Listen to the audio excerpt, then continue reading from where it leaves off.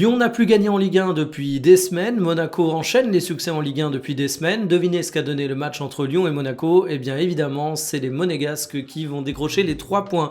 C'était une rencontre assez intéressante à suivre, c'était une rencontre chargée en enjeux pour les deux équipes, et c'est une rencontre qui finalement était une relativement bonne publicité pour la Ligue 1, et on a eu un Akliouche absolument formidable. Voici les compositions qui étaient alignées, car oui, c'est bel et bien l'international français qui a été l'homme omniprésent de la rencontre. De très belles courses verticales, balle au pied, toujours dans le sens du jeu, il a très bien senti les besoins, évidemment buteur, et en face Tagliafico a eu un match absolument horrible, ça a été très compliqué pour lui, il se fait expulser à la fin, mais c'est surtout à conséquence d'un joueur qui a été dépassé tout au long de la rencontre et qui a terminé dans la souffrance. Mais globalement, j'ai trouvé le match assez cool parce que tu as eu des temps forts qui étaient quand même assez partagés, des occasions des deux côtés.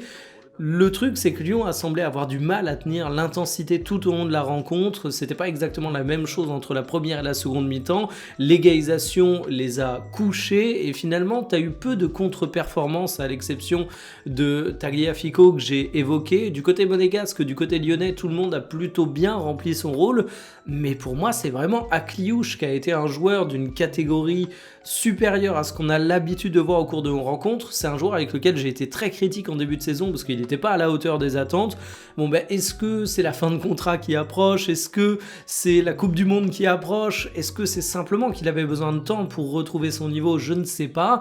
Mais quand on regarde les matchs, il y a une chose qu'on sait, c'est qu'il est bon. Et franchement, ça fait plaisir. Et du coup, Monaco, c'est une équipe qui enchaîne les succès, comme je disais en introduction. Et si on regarde le classement général de la Ligue 1, finalement, Lyon est dans une mauvaise passe, mais seulement à 2 points du podium. Monaco fait une remontée folle, ils sont à 3 points, eux, du podium.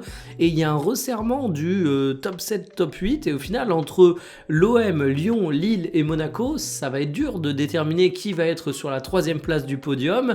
Mais franchement, les Monégasques, on avait déjà connu des saisons comme ça dans le passé où ils finissaient très très fort. C'est encore le cas et ça fait plaisir parce que finalement... Pocognoli, c'est un coach que j'apprécie et le voir réussir, c'est un truc que j'attendais particulièrement.